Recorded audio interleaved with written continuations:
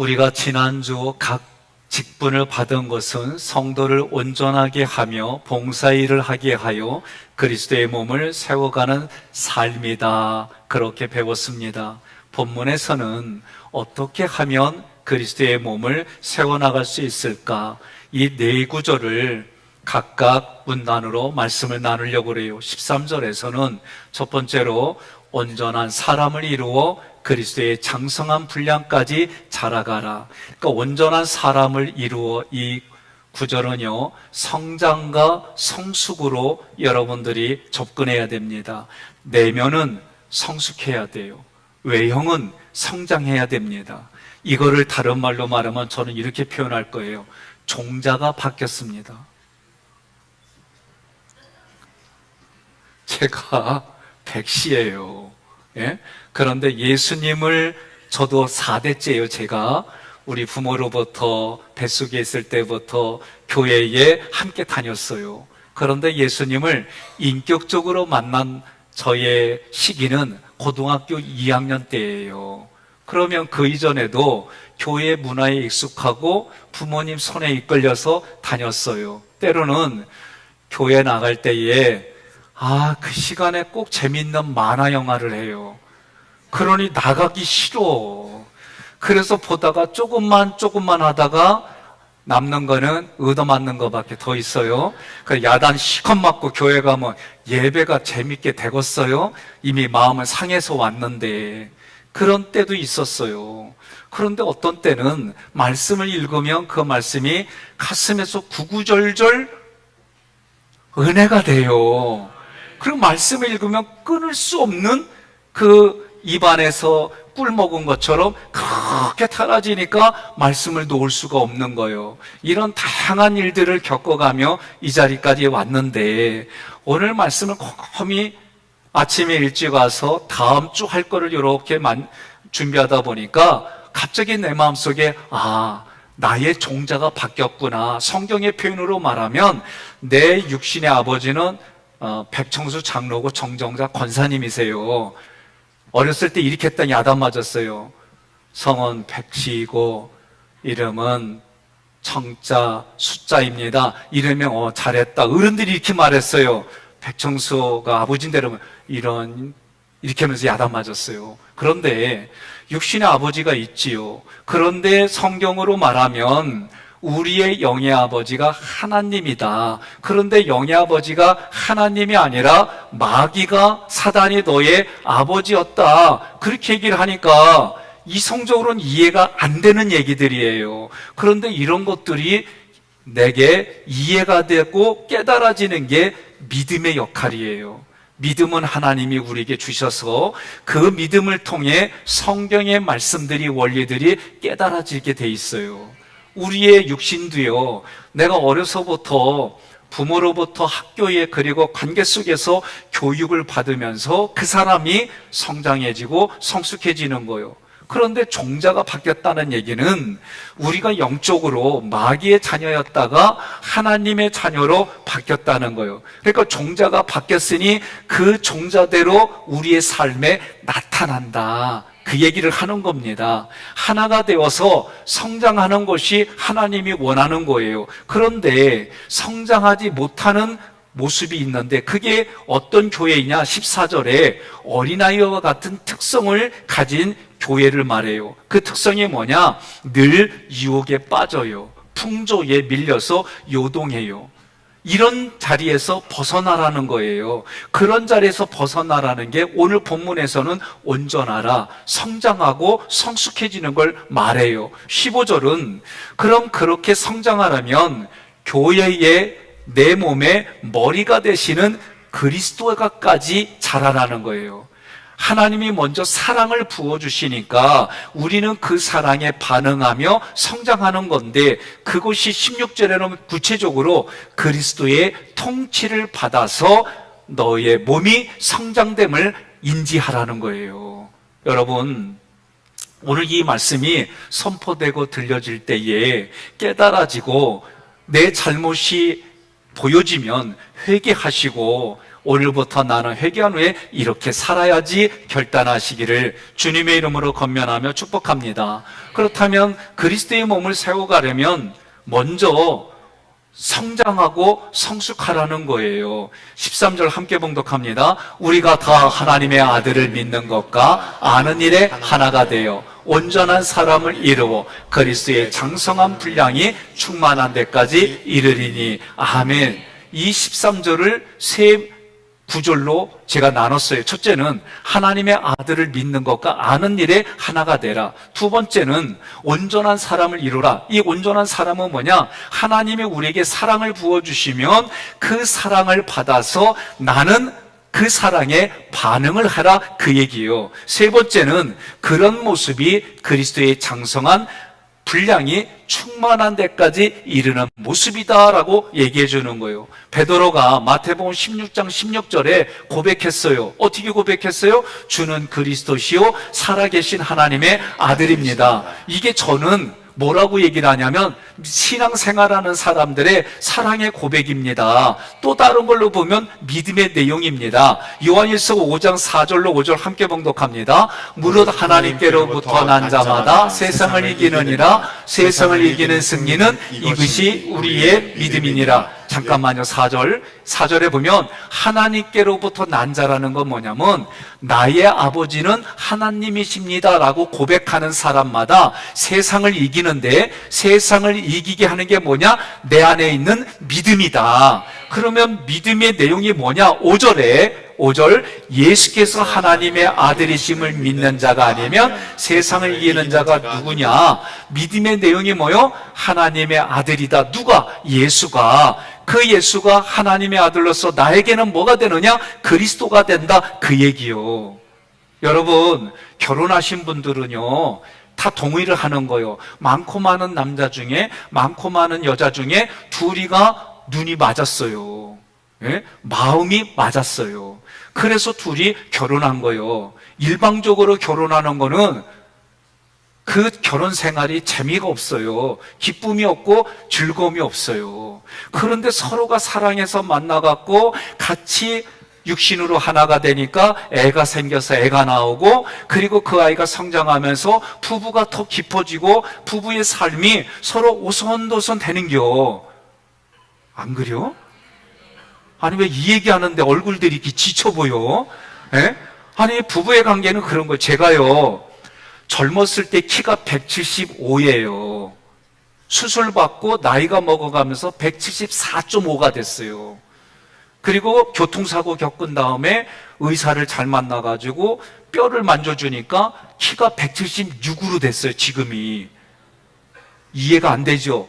나도 내 몸이 이렇게 되기 전까지는 그거 뻥인 줄 알았어요.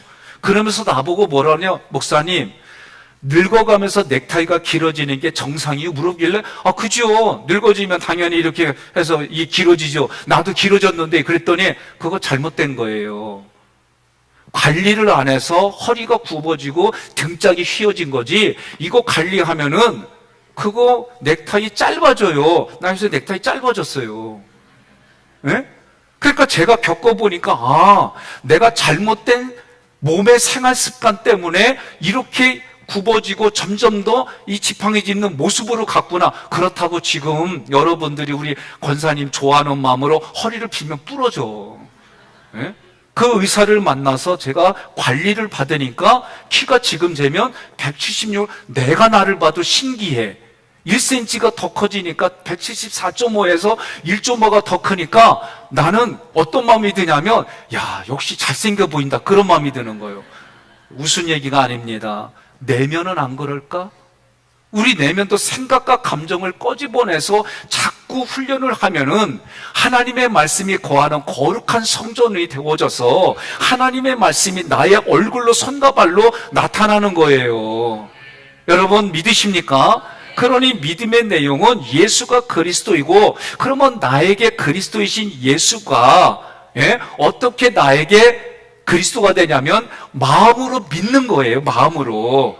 만나지 못한 예수님, 성경에 기록된 그 예수님을 내가 마음으로 믿고 받아들였더니 그 예수님이 내 안에 믿음을 주신 것이 먼저라는 게 깨달아지고 그 믿음을 통해 이런 내용들이 믿어지고 알아져서 하나님이 나의 아버지구나 그렇게 고백하는 거예요.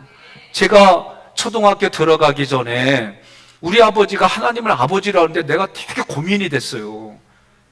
왜 고민이 됐냐면 백남극 할아버지가 아버지인데 왜 우리 아버지는 그 할아버지가 있는데 나에게는 할아버지인데 다른 분을 아버지라고, 난 이게 고민이 됐어. 난 참 오늘따라 반응들이 왜 그래? 난 진짜 그때 그래서 나는 별의별 생각을 다 했어요. 우리 아버지는 아버지가 둘인가? 뭐 이런 엉뚱한 생각들. 그때는 그 수준이요. 왜? 이 말씀의 이치가 원리가 깨달아지지 않으니까 그러지요. 자기가 듣고 본 것으로만 성경을 경험하니까 그런 엉뚱한 생각이 나오는 거지요. 그런데 하나님의 아들이 믿어지도록 하나님이 우리에게 먼저 믿음이라고 하는 은사를 주셨어요. 그 다음에 하나님을 아는 일에 하나가 되라. 이 아는 일 에피그노시스는 하나님을 아는 지식이에요. 하나님을 아는 지식을 내 삶에 적용했더니 삶의 풍성함이 넘쳐요. 그대로 했더니 성경의 말씀이 이렇고 저렇고 요렇고 하는 거야. 이 원리들이 깨달아져요. 이게 지식이에요.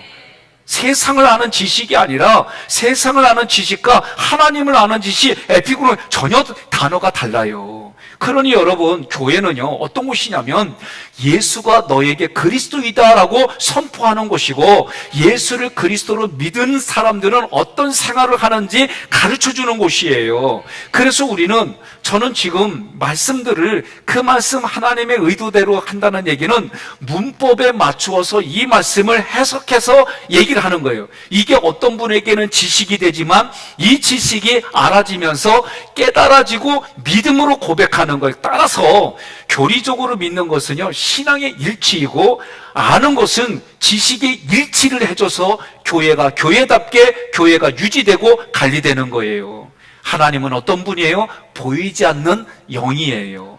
그 영과 나의 관계는 믿음의 관계로 유지되는 거지 다른 걸로 되는 게 아니에요. 그 하나님이 사람의 몸을 입으시고 이 땅에 오셨어. 이게 은혜예요. 예?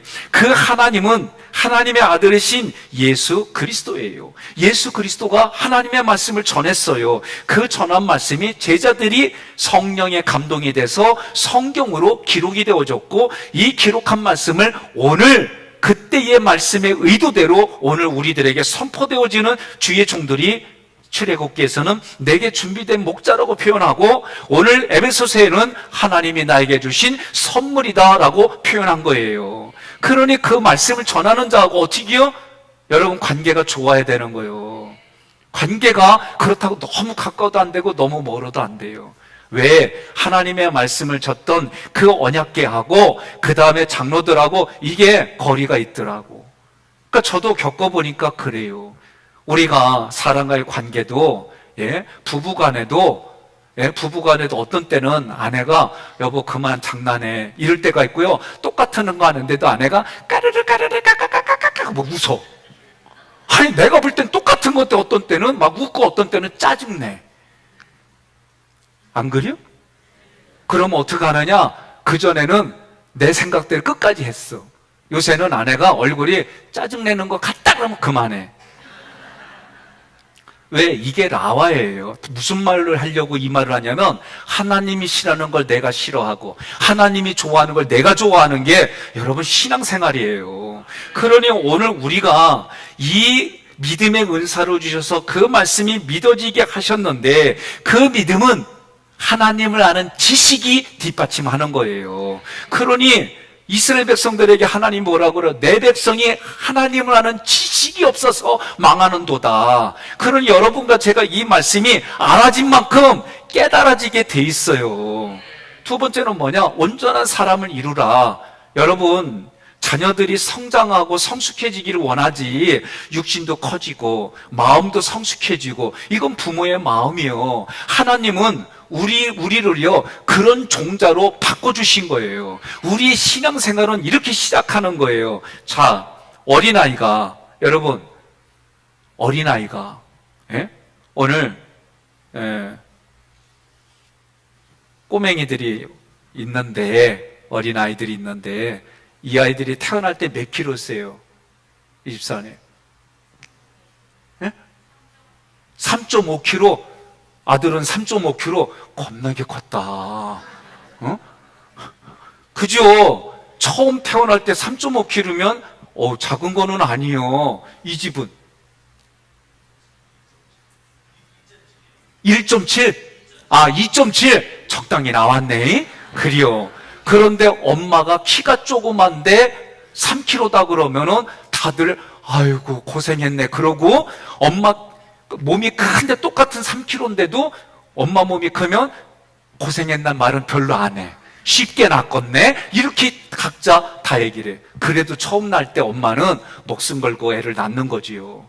그런데 그 아이가 태어날 때 지금 모습은 아니에요. 그죠? 예. 누구든지 간에 예수를 믿으면 어린아이예요. 밖에 대통령이요, 밖에서 권력 있는 자요, 재물이 많아요, 박사학위까지 공부해서 학기가 5개요. 그래도 예수를 처음 믿으면 그 사람은 어린아이예요. 성경이 말하는 게. 그런데 예수 믿은 지 오래됐는데도 어려운 일이 있고 하는 행동을 보니까 여전히 어린아이가 있어. 잘 들으셔야 돼요. 네? 나는 언제 예수님을 만났다고 내 머리가 인지를 했냐면, 육신이 고등학교 2학년 때 내가 예수님 인격으로 만났습니다 고백이 되어졌어요. 그러면 그때부터 어린아이의 영적인 어린아이로 성장해서 지금 제가 볼 때는 내 나이만큼 그래도 나이 먹었다라고 생각이 들어요. 제가 제 동기들이 25부터 30살 사이에 거의 다 결혼해요. 근데 29살일 때도 저는 어떤 마음을 가졌냐면, 결혼하라는 말에 결혼하겠다는 마음이 별로 없었어요. 왜? 내가 결혼할 준비가 안 됐는데 무슨 결혼이요. 내 마음의 상태가 아직도 나는 결혼을, 이런 마음이 있었어요. 그런데 어느 날 나에게 질문한 거예요. 너 결혼 안 할 거냐? 아니, 할 건데. 그럼 언제 할 거니? 너 이렇게 가면 언제 하려고? 내가 나에게 질문했어요. 그랬더니 내가, 그렇지. 나 빨리 결혼해야겠다. 그러고 결혼했어요. 결혼했더니 어른들이 애 안 낳냐고. 근데 제가 제 마음속에 또 어떤 마음이 있냐면, 아니 내가 애 낳을 상태가, 마음의 상태가 준비가 안 됐어요. 그리고 애를 낳는다는 게 내가 애인데 무슨 애를 낳아? 이런 마음이 가득 찼어요, 사실은. 근데 어느 날 또 내가 나에게 질문했어요. 너 애 낳을 거니 안 낳을 거니? 낳을 건데? 그럼 언제 낳을 건데? 너 이 상태로 가면 언제 낳으려고 그래? 안 되겠다. 애 낳아야겠다. 그리고 나서 아내하고 합의 보고 5 낳기로 했어요. 여건이 안 돼가지고 3밖에 못 낳았는데, 예? 아니, 난 진짜, 내 진짜 삶이 그래요. 그런데 내가 이 말씀을 드리는 건 다른 게 아니에요. 내 마음의 생각과 감정에 따라 언어가 입으로 나오고 손과 발로 나타나는 거지, 우연이라는 건 없어요. 예? 내 몸하고 내 머리의 의지와 생각것이 따로 논다 그러면 그거 몸이 장애예요. 내 의지대로 움직이지 않는다? 장애가 되는 거예요. 저는 그걸 겪어봤어요. 그러니 우리가 어린아이, 오늘 성경에서도 어린아이라는 얘기는 성령으로 이 아이가 태어난 거예요. 그러나 태어난 아이도 자기 의지가 있어요.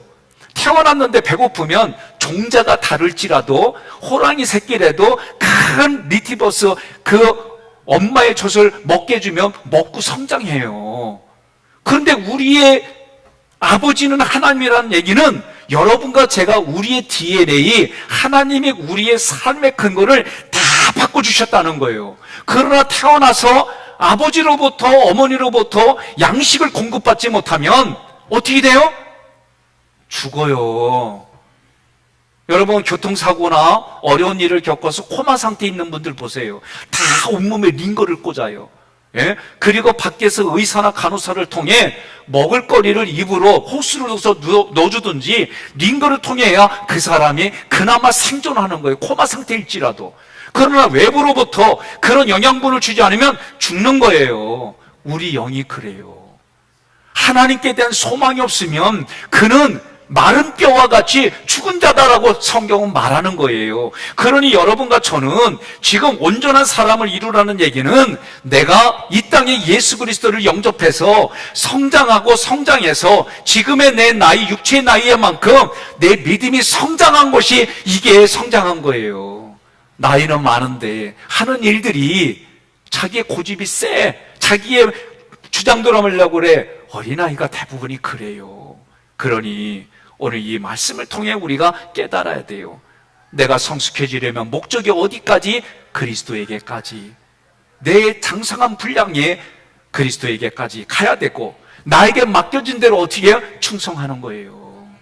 부부가, 부모와 자녀 간에, 내가 기업에서, 그리고 영적인 현장에서, 그리고 마지막 6장에서 말하는 교회의 목자와 성도 간에 이게 하나가 되는 게 성숙이에요. 세 번째로 그리스도의 장성한 분량이 충만한 데까지 이르라. 이렇게 애쓰고 노력하는 모습이 그리스도의 장성한 분량으로 나아가는 길이다라고 성경은 말하는 거예요. 두 번째로 그리스도의 몸을 세워가려면 성장해야 되는데 그렇게 어른의 모습으로 성장하지 못한 곳이 어떤 곳이냐? 그것은 어린아이와 같은 특성을 가진 교회가 된다, 그 얘기를 하는 거예요. 특성이 뭐예요? 유혹에 빠져요, 풍조에 밀려요, 요동해요.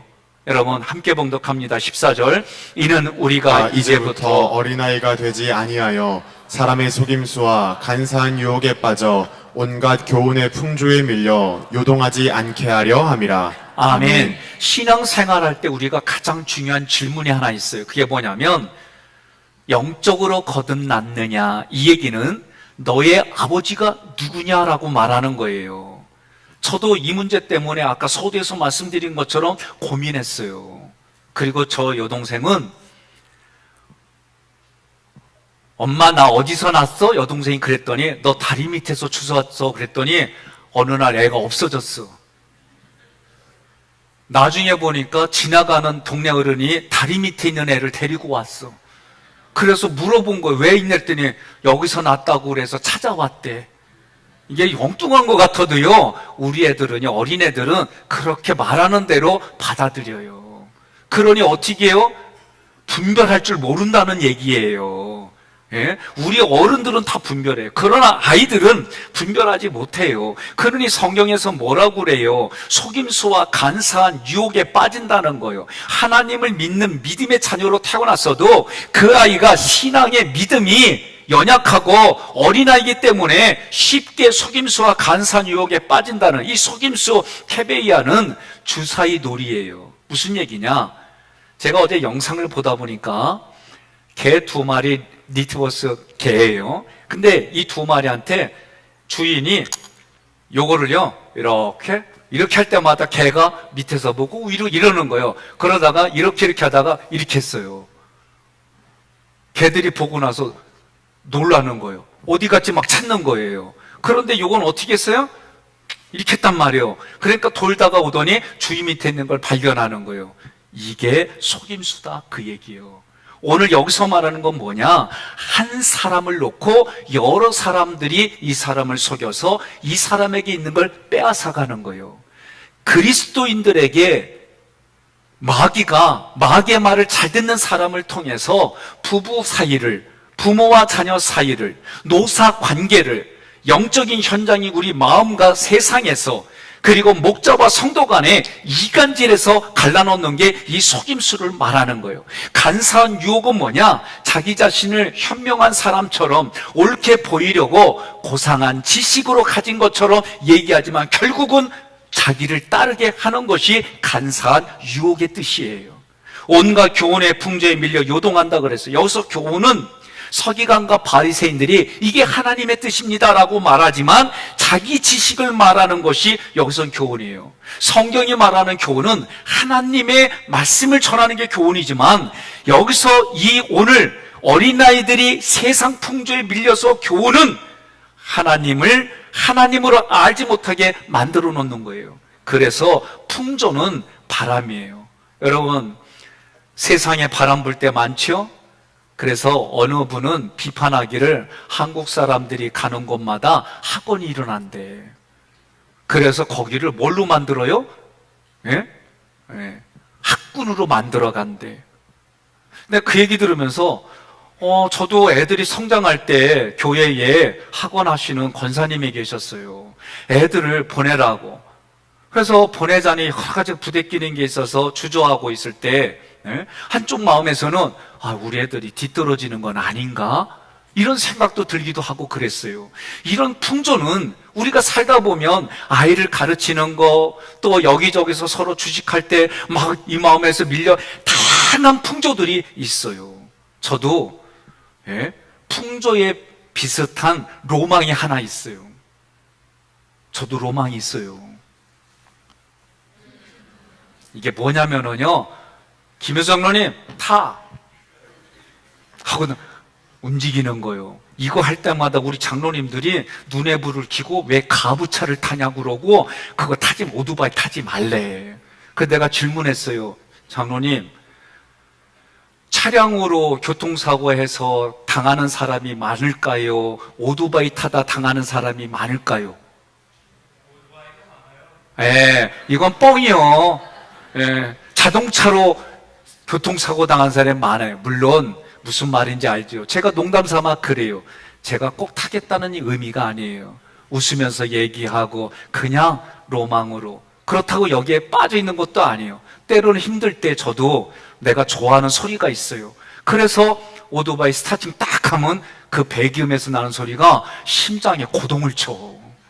그래서 그냥 그 마음 요 정도 수준에서만 하는 거예요. 그런데도 이 땅에 보면 각자가 세상의 교훈과 풍조에 밀려다니는 경우가 너무 많다는 거예요. 이 밀려다닌다는 얘기는 끌려다닌다는 뜻이에요. 요동하다. 그렇게 끌려다니다 보니 어떻게 해요? 정신에까지 흔들린다. 그런 얘기입니다. 결국은 내면에 내가 바라는 것이 이루어지지 않으면 욕구불만이 생기는데 이 욕구불만으로 인해서 서로 파당을 만드는 거예요. 그때 성경은 뭐라고 그러느냐? 베드로전서 5장 9절 함께 봉독합니다. 너희는 믿음을 굳건하게 하여 그를 대적하라. 이는 세상에 있는 너희 형제들도 동일한 고난을 당하는 줄을 알미라. 아멘. 많은 분들이 다 사연이 있어요. 그 사연을 들으면 아프고 힘들고 고통스러운 사연들이 있어요. 그런데 그 사연 없는 사람이 없어요. 다 있어요. 누구든지 간에. 우리나라에서 제가 보면 사연 없는 여자는 노사연 씨밖에 없어요. 그러니 여러분, 누구든지 간에 자기 사연 얘기하면은 아프죠. 그러니 성숙한 사람은 누구요? 오히려 사연을 들어주는 사람이 성숙한 거예요. 여러분, 많은 분들이 되지 못하고 된 줄로 알고 자기 스스로를 속여요. 대표적인 게 뭐 있어요? 여러분과 제가 앞으로 2년 후, 3년 후, 6년 후, 10년 후 미래에 일어날 일들이 일어나지 않았는데 그것 때문에 고민하고 아파하는 일들이 너무나도 많아요. 저도 이제 큰아이가 어느 정도 나이를 드니까 이렇게 볼 때마다 며느리감 없나 하고 찾아봐. 벌써 결혼해가지고 손주 보니까 제 동기들이 나도 가끔은 쳐다봐. 그리고 쳐다봤더니 할머니도 보기도 하고, 아니 그 눈이 그렇더라고. 뒷모습은 아이고야 이쁜 여성이네 봤더니 할머니 앞에서 봤더니 이런 일들이 우리의 삶에 실제로 있어요. 결혼 문제, 살아가는 삶의 문제, 자녀를 키우는 일들 속에 우리는 데워져서 지금 겪는 일이 아니라 미래의 것들을 고민하다 보니 내 현실이 지금 만족이 없어요. 예수 믿으면 예수로 만족하게 하는 줄 믿으시기를 바랍니다. 여러분, 내가 예수를 믿어서 구조도를 통해 내 신앙생활이 이렇습니다. 여기서부터 출발하는 거예요. 그러면 말씀을 통해 여러분이 양육을 받는 거예요. 양육을 받으면서 내 신앙이 성장하고 성숙해지는 거예요. 이게 그리스도의 몸을 세워가는 과정으로 얘기하는 거예요. 제가 그래서 6월 달에 신명기 세미나를 준비해요. 그래서 내일부터 2박 3일 동안 원저자하고 제자들 3명이 모여서 말씀을 공급받아요. 저도 말씀을 공급받아야 여러분들에게 가르치고 또 그분이 성장하고 성숙한 만큼 가르쳐 주신 만큼 저도 그 얘기를 여러분들에게 성경의 의도대로, 하나님의 의도대로, 원리대로 말씀을 전하는 거예요. 여러분, 참석해서 배우고 가르쳐서 그리스도의 장성한 분량에 충만하기를 권면합니다. 이제 저도 점점 보면 마음에 불타오르는 게 하나 있어요. 뭐냐? 앞으로 전 세상은 점점 단일 정부로, 그리고 우리는 완전히 검증되지 않은 코로나 약을 주사도 받고 이 정도로 이제는 우리의 몸은요, 점점 과학이 발달하면서 집채만한 컴퓨터가 점점점 작아지고 조그매져요. 제가 지난주에 어느 권사님 부부하고 멀리 다녀오게 됐어요. 근데 늦으니까 요렇게 간다, 요렇게 들어갈 거야. 그런데 그 자녀가 연락이 왔어, 전화가. 그러면서 하는 얘기가, 왜 지금 어디 음식점에 있냐. 이 두 분이 놀라는 거예요. 그래서 그 얘기를 하니까 나는 얘기 안 했어요? 그랬더니 얘기한 적이 없대. 저도 놀랐어요. 어떻게 알았을까? 그랬더니 앱을 깔아놔가지고 애가 그거 보고 지금 어디쯤 왔는지 본 거예요. 저는 내 정서에는 그건 대부분이 부모님이 자녀들 핸드폰에 앱을 깔아가지고 어디쯤 갔는지, 학원에서 어디 도망가자는 이렇게 보는 것만 알았지, 애가 어른들 어디까지 있는지 확인하는 거 나 처음 봤어. 야, 세상이 이렇구나. 그러니 잘못하는 일을 하는 범죄자들이 이거 쓰고 하루 버리고 그거 막 받고 이러잖아요. 이렇게 되다 보니 나라가, 권력이 있는 세상이 누구든지 통제할 수 있는 세상으로 점점 우리는 그렇게 가고 있어요. 여러분, 이제 그때가 되면 배교하는 일들이 너무나도 쉽게 일어나는 세상이 온다 그래요. 그러니 그 세상을 우리가 믿음으로 준비하려면 말씀을 하나님의 의도대로 여러분에게 저는 전달하고자 하는 마음이 있어요. 세 번째로, 그리스도의 몸을 세워가려면 몸의 머리가 되시는, 교회의 머리가 되시는 내 몸의 머리이신 예수 그리스도에게까지 자라는 거예요. 15절 뭐라고 그래? 사랑 안에서 참된 것을 하여 범사에 그에게까지 자랄지라, 그는 머리니 곧 그리스도라. 여러분, 제가 어느 동굴에 가니까요, 위에서 물이 떨어지면서 뭐가 생겨요? 예? 아니, 물방울이 떨어지면서 이렇게 고드름처럼 이렇게 막 생기는 게 있어요. 이걸 뭐라고 그래요? 종유석이라고 그래요. 그리고 이게 물이 떨어져서 밑에서부터 떨어져서 점점점 자라는 걸 뭐라고 그래요? 석순이라고 그래요. 대나무에서 나는 건 죽순, 바위 안에서 솟아올라오는 건 석순, 내 마음에서 올라오는 건 내 표현인데 믿음.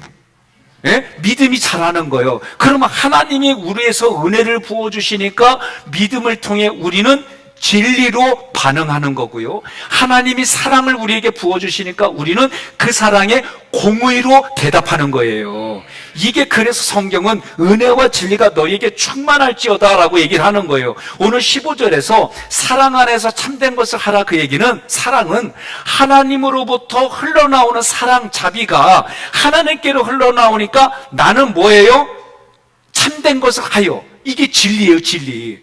하나님이 은혜로 부어주시고 사랑을 부어주시니까 나는 진리와 공의로 대답하면서 성장하고, 이 종유석과 석순이 만나니까 기둥이 되는 거예요.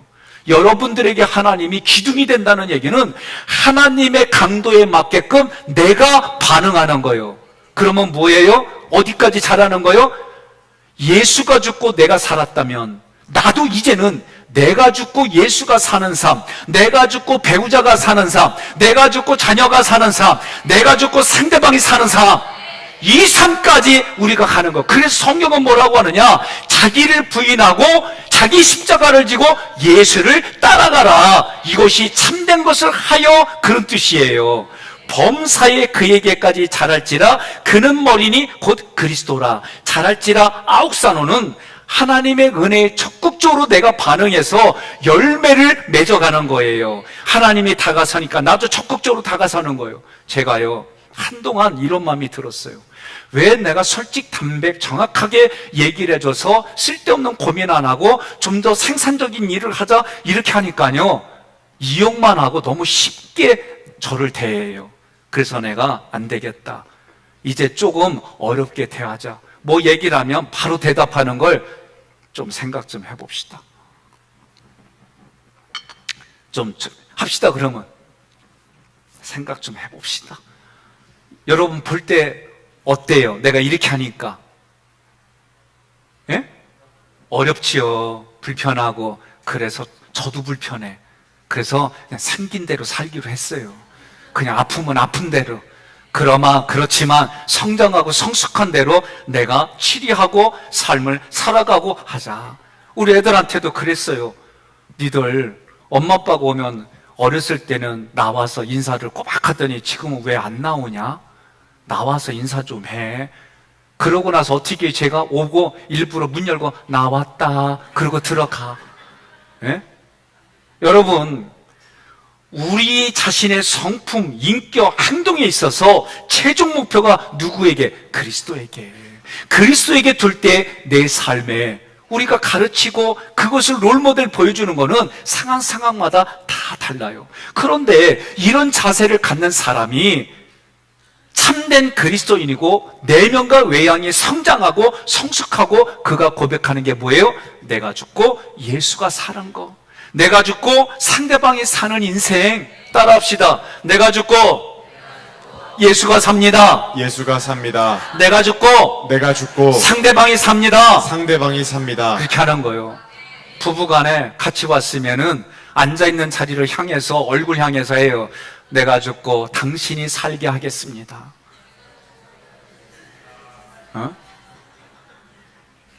왜 소리가 줄어요? 미가엘, 오늘 나머지 공부 미가엘. 내가 죽고 예수가 산다는 얘기는 다른 말로 말하면 배우자 사이에 내가 죽고 당신이 사는 길을 택하겠습니다. 자녀들의 관계 속에 내가 죽고 자녀가 사는 길을 택하겠습니다. 예? 회사에 가면 내가 죽고 사장님이 사는 길을 택하겠습니다. 사장님은 내가 죽고 직원이 사는 길을 택하겠습니다. 사장님 그렇게 없어요? 예? 이게 여러분 믿음 생활이다 이거요. 그는 머리니 곧 그리스도라. 이 얘기는 우리를 통제하시는 분이 예수 그리스도이다. 그 통제되는 분 앞에 내가 순종하고 수종들며 살아가겠다. 그 얘기예요. 그 얘기를 몸의 비유로 16절 얘기한 거 함께 봉독합니다. 그에게서 온몸이 각 마디를 통하여 도움을 받음으로 연결되고 결합되어 각 지체의 분량대로 역사하여 그 몸을 자라게 하며 사랑 안에서 스스로 세우느니라. 아멘. 주님이 우리에게 해주신 것이 뭐냐? 사랑이에요. 우리는 그 사랑으로 성장하고 표현하는 거예요. 저도 애들은요, 제가 퇴근하고 집에 가보면은요, 컴퓨터 앞에서 작업들을 해요. 예? 헤드폰 끼고. 그러니까 못 들어요. 그러니까 내가 어떻게 해요? 나왔다 해도 못 들을 때 있어요. 그럼 어깨 그냥 쓱 만져요. 예? 만지고 나왔다 하고 가는 거예요. 예? 여러분, 우리가 살아가는 삶의 형태가 다양하지만 오늘 16절에서 뭐라고 하느냐? 그에게서 온몸이 각 마디를 통하여 도움을 받으러 연결되고 결합됐다 그랬어요. 머리에서 일방적으로 얘기를 하잖아요. 그러면 피가 돌잖아요. 그 피가 도는데 우리가 관리를 못해가지고 심장에서 멈추거나 터지면 어떻게 돼요? 예? 골든 타임 안에 들어가지 않으면 죽어요. 머리에서 혈관이 멈추고 터지면 죽는 거예요. 밑에서 그러면 어떻게 해요? 수술이 안 되면 결국 마지막 스탠스까지 두다가 안 되면 어떻게 해요? 심장의 펌프질을 멈추게 돼 있어요. 우리 육신은 그래요. 그러나 그 육신이 어려서 태어나서 지금의 노년에 이르기까지는 성장하고 성숙하는 거예요. 늙어간다 하지 말고 성숙해진다고 얘기를 해요. 옆 사람 앞뒤적으로 인사해요. 성숙해집니다. 예? 그래서 우리 교회는 성숙해진다는 얘기는 그 노년의 나이에 맞게끔 내면도 성숙해지는 거예요. 그래서 제가 이거를 어려서부터 뭘 좋아했느냐? 성숙한 김치를 좋아하는 거예요. 그래서 예? 신김치를 좋아한다 그 얘기요. 여러분, 하나님은 하나님이 질서를 만들었어요. 그러나 그리스도에 의해서 연결하고 결합시켰다. 수동태예요. 하나님이 예수를 통해 여러분과 저를 뭘로 만들어가요? 성전으로 만들어가는 거예요. 그래서 우리는 지금도 뭐예요? 공사 중이에요. 공사 중이에요. 완벽한 거는 육신이 흙으로 돌아가 예수님처럼 영혼육이 부활하는 재림의 그 순간밖에 없어요. 지금은 우리가 다 서로 만들어가는 거예요. 에베소서 2장 21절, 그의 안에서 건물마다 서로 연결하여 주 안에서 성전이 되어가고, 여러분과 저는 성전으로 만들어져 가는 거예요. 두 번째는 각 지체의 분량대로 역사하여, 우리에게 맡겨진 직분이 있고 직분의 역할이 있어요. 여러분 물어봅시다. 하기교회 대표자가 누구예요? 모르시는구나. 하기교회 대표자가 누구예요? 백성현 목사 저예요. 예? 우리 유장로님이 대표장로님임에도 불구하고 하기교회를 대표하지 않아요. 제가 도장을 찍어야 돼요. 그런데 제 도장 찍는 곳에 유장로님이 찍으면 나 기분 나쁜 게 아니라 진짜 마음이 더러워져요. 여러분, 제가 이거 농담으로 얘기하는 게 아니에요. 오늘 교회도 질서가 있고 가정도 질서가 있어요. 여러분, 부부가 싸우고 자녀들에게 엄마가 잘했는지 아빠가 잘했는지 얘기해, 그 집은 콩가루 집안이에요. 저 단호하게 얘기합니다.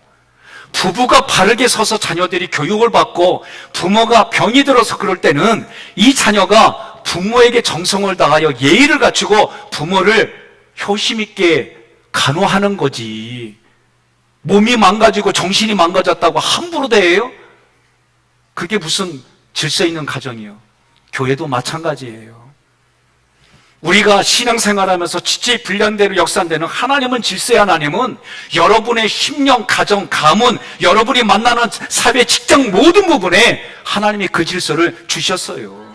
그런 모습이 몸의 관계와 같다, 그 얘기예요. 그러면 이렇게 하는 목적이 뭐냐? 세 번째 구절, 그 몸을 자라게 하며 사랑 안에서 스스로 세우느니라. 우리 몸을 자라게 하는 거예요. 내 외적인 게 자라고 내면이 자라는 거예요. 근데 어디 안에서? 사랑 안에서. 그 사랑이 뭐예요? 십자가의 사랑이에요. 십자가의 사랑 안에서 스스로 세우니라. 이 얘기는 아까 종유석과 석순의 이야기, 하나님이 사랑과 은혜를 베풀어주면 나는 공의와 진리로 대답해서 여러분과 제가 뭐가 돼요? 이 교회의 진리의 기둥이 되는 거예요. 그러면서 그 기둥 안에서 연약한 자들이 숨을 쉬고 하나님의 말씀에 교육을 받고 그 말씀이 깨달아져서 내 영혼이 소송케 되어 배우자를 살려내고 자녀를 살려내고 부모님께 효도하고 섬겨가며, 그것이 아름다운 가정이, 가문의 모습이 다른 사람들에게 선하게 흘러가게 하는 것이 여러분 교회이고 교회인 줄 믿으시길 바랍니다. 오늘 우리는 사랑 안에서 우리의 몸을 자라게 할 뿐만 아니라 그 사랑 안에서 우리는 반응하여 우리가 하나님의 진리의 기둥으로 교회를 잘 질서 있게 만들어가고 열매 맺는 줄 믿습니다. 사랑하는 성도 여러분, 하나님은 하나뿐인 아들 예수 그리스도를 아끼지 않고 우리에게 내어주셨습니다. 구원받은 사람들 중에 고르고 골라서 여러분들에게 믿음을 주시고 은혜를 베풀어 주시고 사랑을 베풀어 주셔서 부부로 만나게 해주시고 부모와 자녀로 만나게 해주시고 하나의 직장에 내가 고르고 골라서 들어갔지만 기업주와 직장 안에서 직원이 하나가 되고 영적인 전쟁터에서 우리가 하나가 되어져서 승리케 해주신 하나님이 교회 안에 목자와 성도를 하나게 해주셔서 열매 맺게 해주시는 줄 믿으시기를 바랍니다. 에스겔서 37장에 보면 하나님의 말씀을 대언했더니 마른 뼈들이 일어나 서로 뼈를 맞추는데 소리가 났다 그랬어요. 저는 그걸 아멘이라고 그랬어요. 그러나 그 아멘의 소리가 나올 때까지 서로가 다른 환경과 정황 속에서 만났기 때문에 삐걱대는 소리가 날 수밖에 없어요. 그러나 그 삐걱대는 소리 위에 살이 덮이고 그 살 위에 심줄이 생기고 그 위에 표피까지 데워지고 그 안에 성령이 우리 안에 들어와 주셔서 겸손과 온유함과 오래 참음으로 서로 사랑 안에서 용납하며 살아가는 교회로 만들어 가야 될 줄로 믿습니다. 우리의 머리이신 예수 그리스도와 영광을 위해 우리는 모이고 예배드리고 기도하고 찬양하는 자리로 만들어 가야 됩니다. 우리의 머리이신 예수 그리스도의 영광을 위해 여러분과 저는 예배 마치면 흩어지는 교회가 되어져서 가정으로, 그리고 이번 한 주간 살아가는 삶의 자리 속에 성령의 도우심을 받아 하나님이 우리에게 붙여주신 배우자, 자녀, 그리고 기업주, 직원, 그리고 교회 안에 목회자와 성도 간에, 속장과 속회원 간에, 회장과 선교회원들 간에 하나가 되어서 하나님 앞에 드림팀을 만들어 열매 맺고 나누는 그런 여러분의 삶이 되기를 주님의 이름으로 건면하며 축복합니다.